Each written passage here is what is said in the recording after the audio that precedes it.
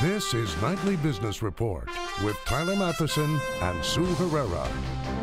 State of denial. Stocks climb, ignoring last week's dismal data. Why is bad news for the economy so often good news on Wall Street? Dollar downer. Why the stronger dollar spells pain for some smaller companies with Made in America on the label. And strained relationship. The growing backlash big business faces from some of its biggest defenders.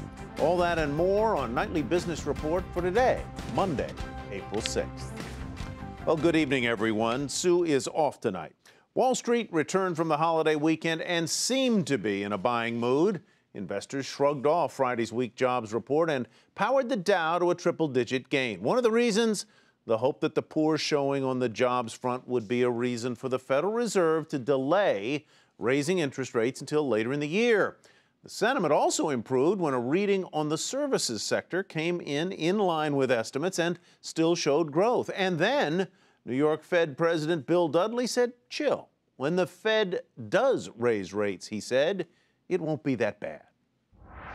Now, for financial markets, the likely path of short-term interest rates after liftoff is just as important as the timing of liftoff. Here I anticipate the path will be relatively shallow. Headwinds in the aftermath of the financial crisis are still in evidence, particularly the diminished availability and the tougher terms that we see for residential mortgage credit. Add it all up, and the Dow Jones Industrial Average rose 117 points. It closed at 17,880. The Nasdaq was higher by 30, and the S&P 500 was up 13. Well, now that's how Wall Street felt, but there's no way around the fact that the jobs number last Friday was not a good one. And as Hampton Pearson tells us, Wall Street and Main Street often see the economy very differently, and for good reasons. In March, the government says the economy produced only about half the jobs expected. And when combined with revisions for January and February, job growth for the first quarter of this year now stands at 197,000 per month compared to 269,000 for all of 2014. Now the guessing game about the economy begins. It's going to be important to monitor developments to determine whether the softness in the March labor market report that we saw on Friday, whether that foreshadows a more substantial slowing in the labor force than I currently anticipate. The March labor market report is another indicator that the first quarter is likely to be quite weak.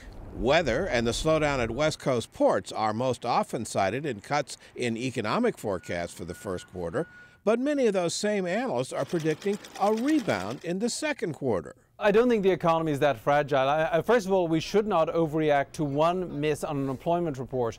This is an estimate of the seasonally adjusted change in a magnitude of 140 million people. You know, to miss by over 100,000, that does happen from time to time. What's going to happen here is the economy is going to rebound, and I do think there are questions about how much it rebounds, but I think the idea that the economy is going to do better in the second quarter is pretty clear on a number of fronts. For now, it appears market concerns over a faltering economy are taking a backseat to expectations the first quarter slowdown further postpones a rate hike from the Fed.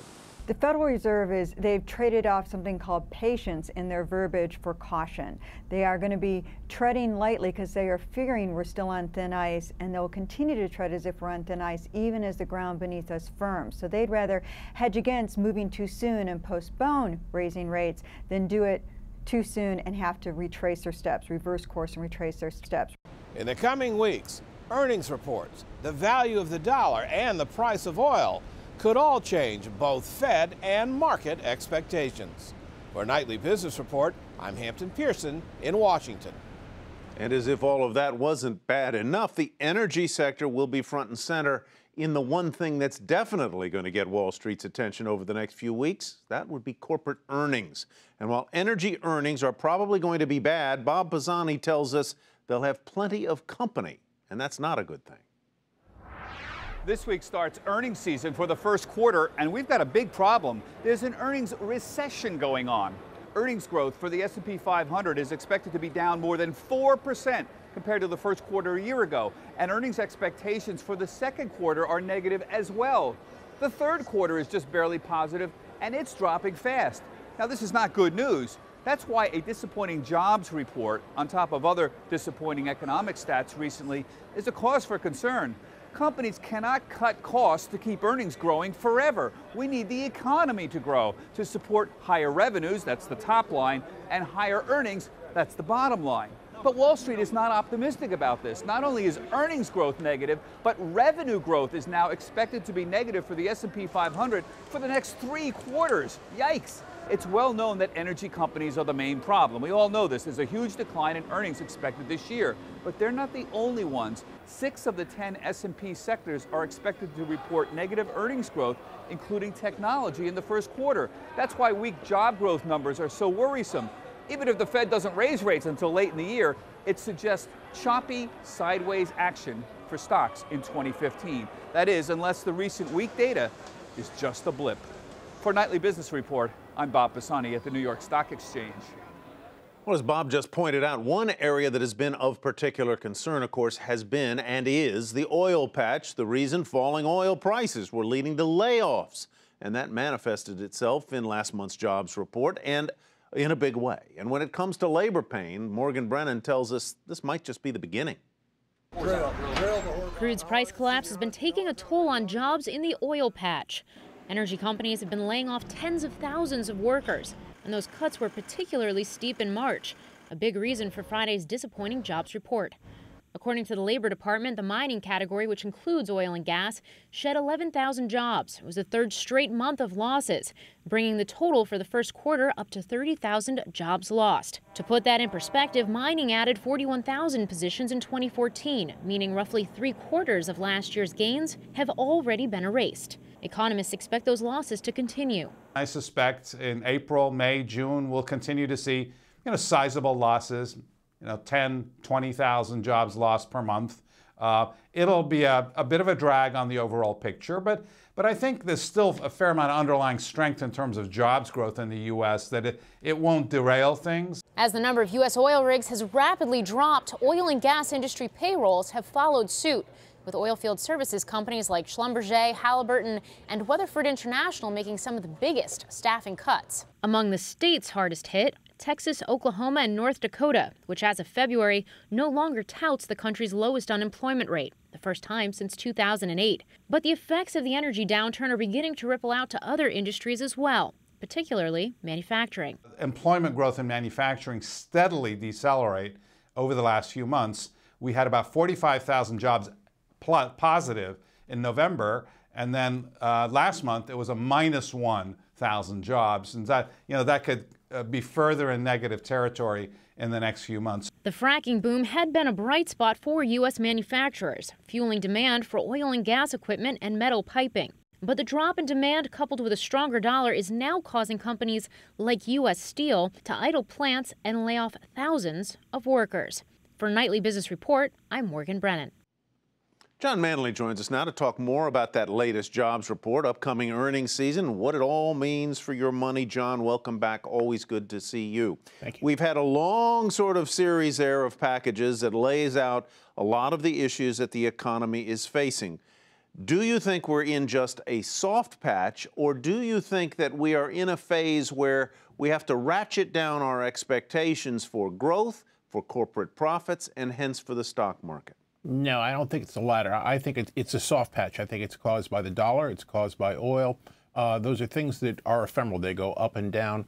I still think the economy is getting better on balance, and I think we see that within a couple quarters. And so let's turn to earnings. A lot of people have very sort of dismal outlooks for first quarter earnings, even negative numbers in front of earnings growth. In other words, earnings would be down from where they were a year ago. Right. What do you think? I think it's a low hurdle rate. I think that we are very concerned about earnings. The market's very fickle, though. Sometimes we look at earnings right now, and sometimes we look out 3 to 6 months from now. And I think what they're doing, because the Fed is still accommodative, they're starting to look out. And when they look out, they're going to see that this is probably as bad as it gets right now. If you take energy out of that earnings picture, it will be a lot nicer to look at, won't it? It will be a lot nicer, but you can't take it out. It's there. It's there. But, once oil goes down, at some point in time, we start to get those earnings back in other sectors. So what we give away today, we get back, hopefully, in spades a few quarters from now. So how do I make money in an environment like this, John? I think you own stocks. It's a very simple thing. I think you want to own technology. I think the technology earnings are being affected by the strong dollar. That won't go on forever. I think you want to own financials. They lagged a little bit, but actually, whenever the Fed raises rates, they won't do it in such a manner as to tighten for a while, and that's good for financials. And I actually think you want to bottom fish some of the big energy companies. The big multinational integrateds aren't that crude sensitive. If I get a tax refund in the next few weeks, where would you put it? In those technology shares? I would also buy Europe. I should have said something like that. You know, things in the U.S., the bet is things stay good. They keep on getting better. There's a turn going on in Europe. The fundamentals are changing over there, and the stocks have been cheap for a while. So I'd buy a little bit of Europe, a little bit of developed Western Europe if I haven't owned it already. So what I hear you saying here is not to worry, folks. We're in a soft patch here. We may not have a blockbuster kind of year, but this is not the time for you to reorient your portfolio from a normal stance to a very defensive stance. I don't see what's going to make it go down. The Fed is not stupid. The Fed is not going to raise interest rates until the economy gets better. It's as simple as that. And they're not going to tighten until well after they've raised interest rates for the first time. They know what the problems are, and as long as they're there, that's a tailwind for the market going forward. You just made an interesting distinction there. It's going to be different. You made a distinction between raising interest rates and tightening. Explain what you mean. Well, they're tightening when they want to restrain the economy. As the economy gets stronger, it can handle higher interest rates. Our first mortgage was 12%. I thought it was such a great deal. Rates go up and down, but the economy being stronger allows for higher rates. It's still stimulative. So I think all the Fed does at the beginning is just sort of chase the neutral or natural rate of interest higher as the economy gets better. Only when things start to show inflationary tendencies do they really tighten and try and restrain things. That's bad, but not until. I had one of those 12% mortgages too, John, and it didn't feel that good. I told my wife we'd never see rates like that again. Yeah, thank goodness. All right, John, thank you very much. John Manley with Wells Fargo Funds Management. Another area of concern for Main Street is the strong dollar. It's been one of the subtexts we've been talking about. The currency's run over the past 6 months or so is starting to take its toll on smaller manufacturers. In particular, some companies that export their products that are made here in the U.S. to countries abroad. Kate Rogers has been looking into it and has more. The dollar's run-up over the past 6 months dominated much of the first quarter headlines.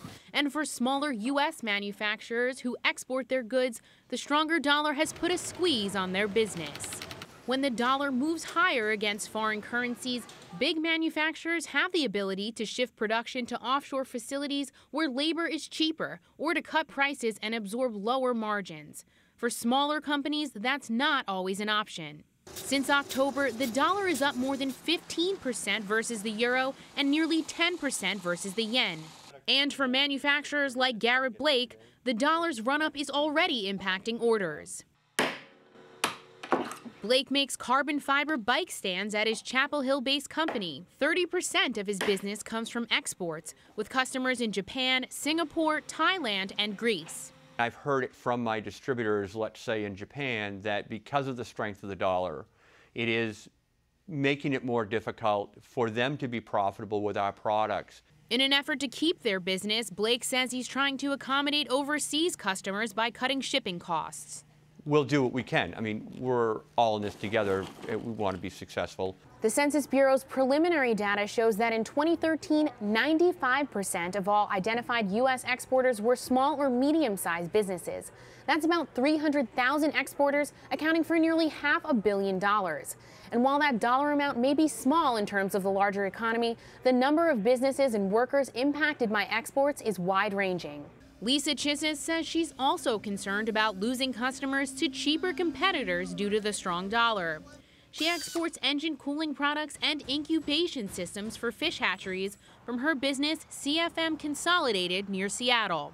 We have competitors out of China that have mimicked our products. So the more strong the dollar becomes, the more expensive it is for them to buy our products. So if we can't offer them deeper discounts, then they're going to take more of their business to offshore competitors. Chisses isn't far off with those fears either. Analysts and trade groups have already said U.S. manufacturers face stiffer competition overseas because of the dollar. And while the companies we spoke with say they're committed to keeping business here in America, the question is just how much it will cost them. For Nightly Business Report, I'm Kate Rogers. Up next, the possible rift between big business and one of its traditionally strongest constituencies. What does it mean for corporate America and possibly the country?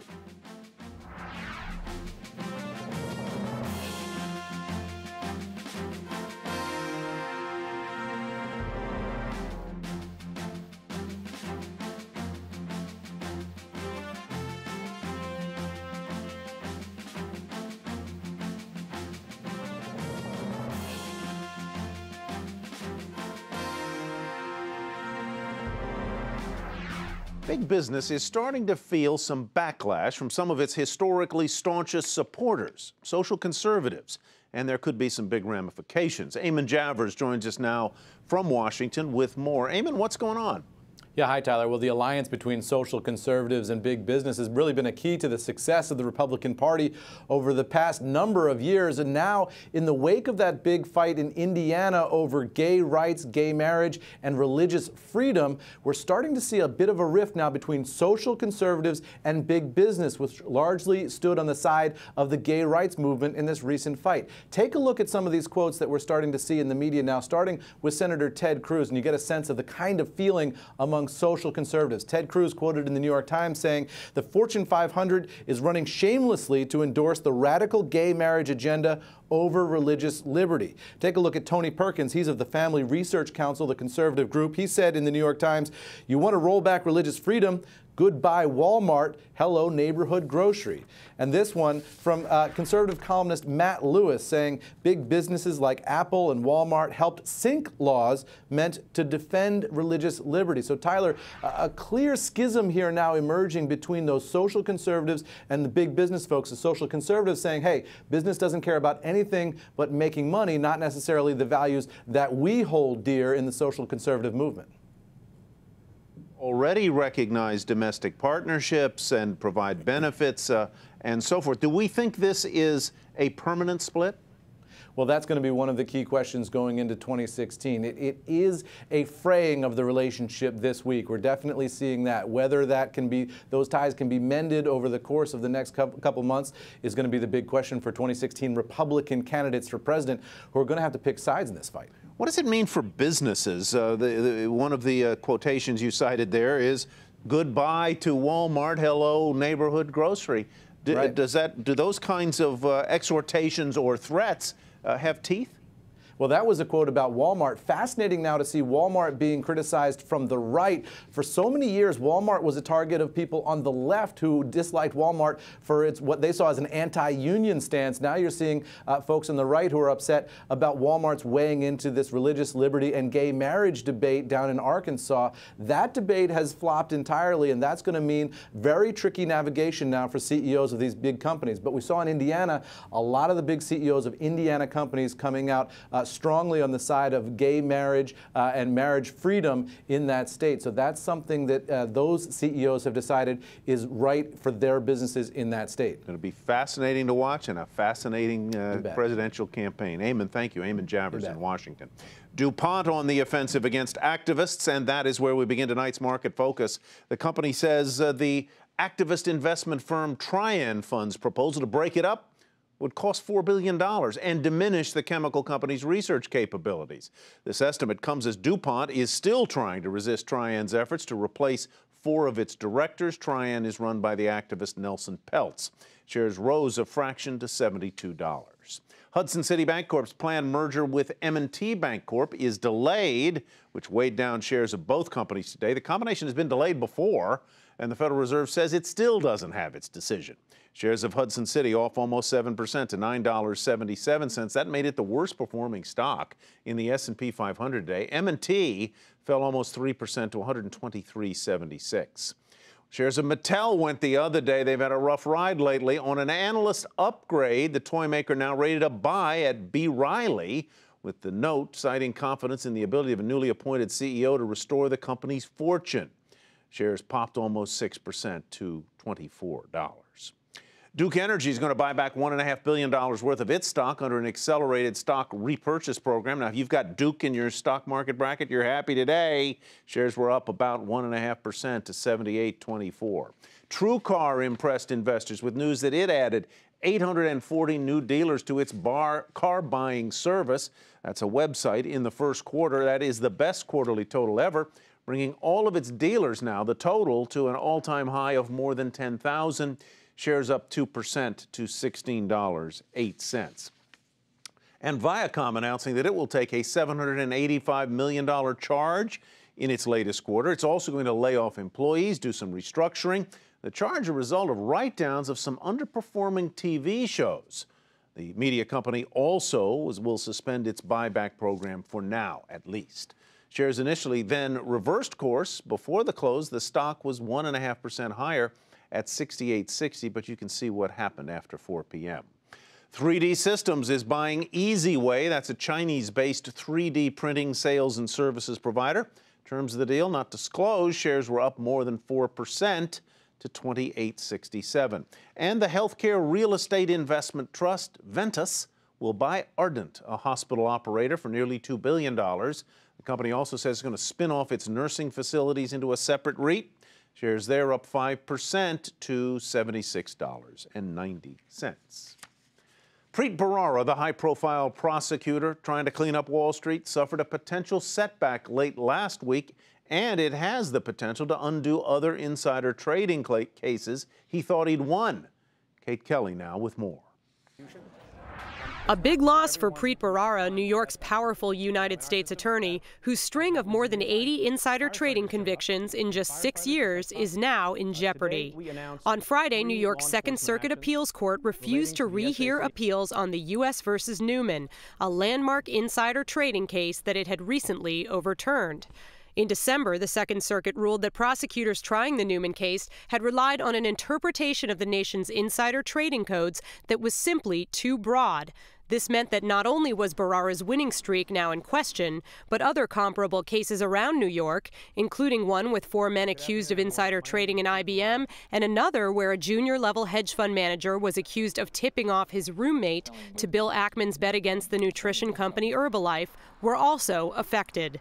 Bharara, a colorful and outspoken prosecutor who recently indicted State Assembly Speaker Sheldon Silver and once said that if he were a Kardashian, he'd be Kanye West, has not taken this lying down. In January, he asked for a second shot at appealing the Newman case, a shot that on Friday was rejected. And now, I'm told he's pursuing a Supreme Court review.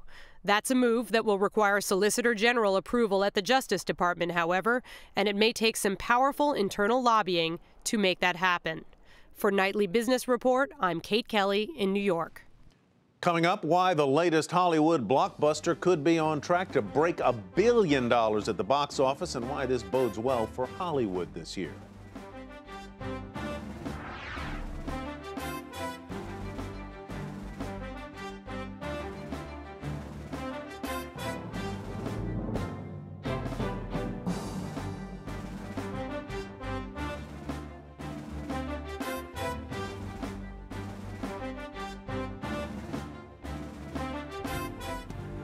Here's what to watch tomorrow. More employment data, the jobs opening and labor turnover survey. It's called JOLTS. Also on the data front, we'll have the latest consumer credit report, and we'll hear from another Fed president tomorrow. That is what to watch on Tuesday. Fast and Furious 7 racing ahead of the pack in its box office debut this weekend, bringing in nearly $400 million worldwide, nearly $144 million right here in the U.S. This could be a big deal for Hollywood, certainly a big deal for the movie's producer, Universal, which is part of NBC Universal, which produces this program. Julia Borston has more.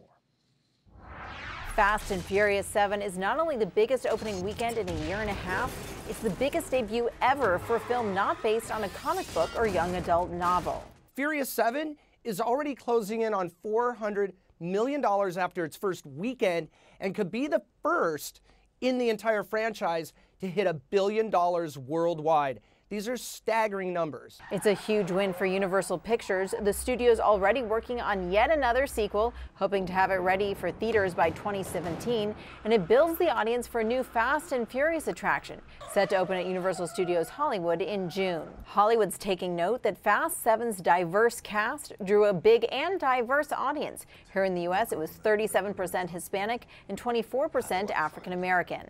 And the film's success shows that audiences are willing to pay up for an event film from an established brand, which bodes well for a summer full of familiar franchises. The summer box office is jam-packed with big names like Marvel's The Avengers, Warner Brothers' Mad Max, Universal's Jurassic World, and Paramount's Mission Impossible: Rogue Nation. Last year, obviously, we saw the box office decline. There was a lot of questions raised about whether this was kind of a secular decline.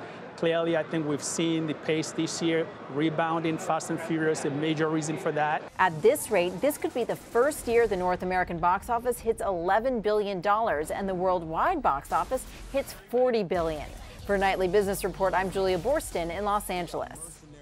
And finally, there was a game last night, but today is really opening day in Major League Baseball. And on cue, Disney is investing $250 million in the fantasy sports website Draftkings. The site lets fans play fantasy sports using real money. The fantasy sector is starting to gain a lot of attention. The venture arm of Comcast, the parent of CNBC, which produces this program, owns a stake in the biggest player in the fantasy space, FanDuel. By the way, the Disney deal values Draftkings at just under $1 billion, and boy, that gives a whole new meaning to the phrase play ball. And that's it for Nightly Business Report for tonight. I'm Tyler Matheson. Sue Herrera is away for a few days. Thanks, everybody, for watching. We'll see you right back here tomorrow.